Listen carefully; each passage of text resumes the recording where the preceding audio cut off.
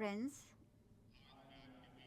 today I stand before you as a representative of a land that thousands of years ago had given a mantra to the world. Samgachadvam, Sambhavadvam, Samavo Manasi Janatam. Today, this mantra is all the more important in the 21st century and more relevant. Samgachadvam, this means we must all walk together. Samvadadvam means everyone must get together and talk to each other. And Samvo Mananasi Janatam means that there should also be a meeting of the minds. Friends, when I attended my first climate summit in Paris, it was not with the intention of adding my own promise to the several promises being made by the world. I came to Paris with a concern for all of mankind. I came to Paris as a representative of a culture that has given the message of Sarve Bhavantu Sukhina, which means everyone should be happy. And therefore, the event in Paris was not just a summit for me. It was a sentiment, a commitment. And it was not India that was making those promises to the world. It was promises that 1.25 billion Indians were making to themselves. And I am pleased that a developing country like India that is working on lifting millions of people out of poverty, that is working day and night to ensure ease of living for millions of people, and India that represents 17% of the world's population, but is responsible for only 5% of global emissions. It is that India that has spared no efforts in fulfilling its duty. Today, the entire world acknowledges that India is the only big economy in the world that has delivered both in letter and spirit on its Paris commitments. We are making all possible efforts in a resolute manner. We are working hard, and we will show results. Friends, today I have come to be with all of you, and I have also brought with me India's track record. What I have to say to you is not just words. It is a cheer for the victory, for a bright future for the generations to come. Today, in terms of installed renewable energy capacity, India is ranked 4th in the world. In the last 7 years, India has increased its non-fossil fuel energy by 25%, and this now represents 40% of our energy mix. Friends, more people travel on the Indian railways every year than the entire population of the world. This huge railway system has committed to attain net zero by 2030. This initiative alone will reduce carbon emissions by 60 million tons annually. The same way, our big LED bulbs campaign is reducing emissions by 40 million tons annually. Today, India is working on many such initiatives with a firm will. At the same time, with a view to collaborating with the world, it has also offered international solutions, a revolutionary step to promote solar power. We launched the International Solar Alliance Initiative for Climate Adaptation. We created the Coalition for Disaster Resilient Infrastructure. This is an important and sensitive initiative that will help to save millions of lives. Friends, I would also like to draw your attention to another important subject. Today, the world acknowledges that lifestyles play a very important role in climate change. Today, I would like to suggest to you a one word movement. A one word movement.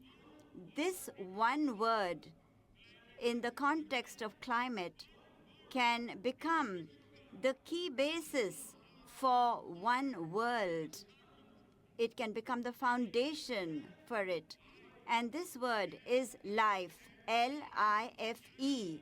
That is lifestyle for environment. Today, it is necessary that all of us come together as a collective partnership and take lifestyle for environment forward as a movement. Lifestyle for environment or life can be given an institutional framework. It can become a mass movement for an environmentally conscious lifestyle. Today, instead of mindless and destructive consumption, we need mindful and deliberate utilization. This movement can help us to achieve goals that can bring about a revolutionary change in diverse areas such as fishing, agriculture, wellness, dietary choices, packaging, housing, hospitality, tourism, clothing, fashion, water management, and energy as well. These are subjects where each of us makes conscious choices every day. These choices made across the world by millions and billions of people can every day take the fight against climate change a billion steps further. And I consider that this can be a movement that from an economic point of view, from a scientific point of view, and based on the experience of past centuries, will help us to overcome all challenges. This is the only way to go from the self to the macro level. This is the only way to go from the welfare of the self to the welfare of all.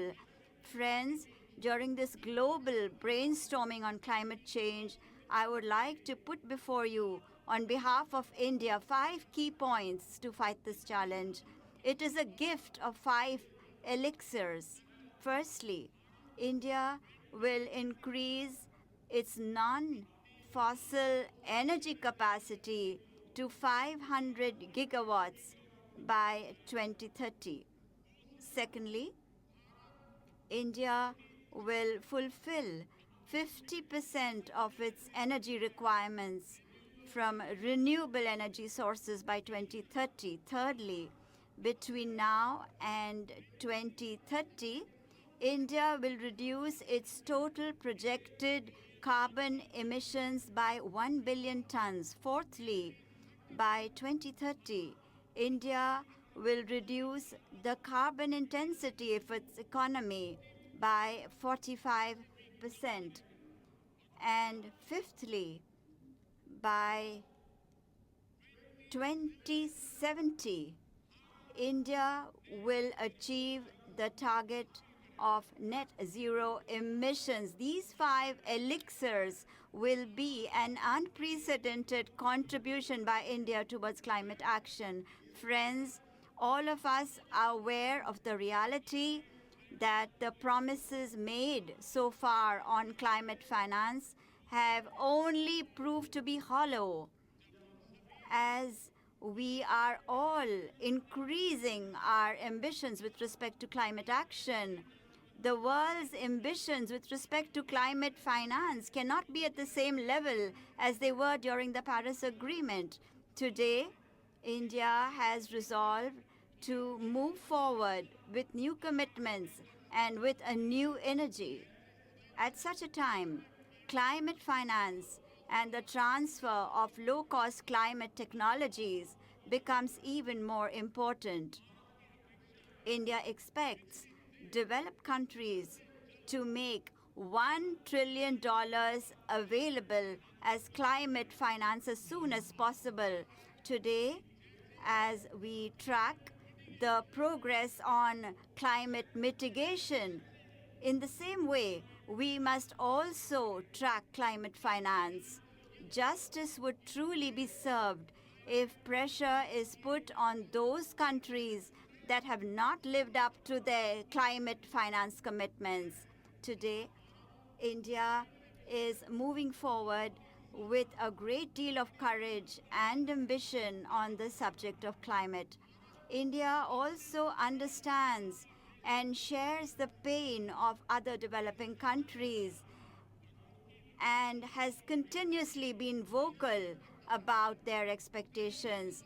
For many developing countries, climate change is a very big crisis looming before them, one that threatens their very existence. Today, to save the world, we will just have to take big steps. This is indeed the need of the hour, and it is this that will also prove the relevance of this forum. I am sure that the decisions taken in Glasgow will safeguard the future of generations to come and will gift them a secure and prosperous life. Thank you, Your Excellency. I have taken extra time. I request your forgiveness, but I believe it is my duty to raise a voice for developing countries, and therefore I have focused on it. Once again, I thank you very much.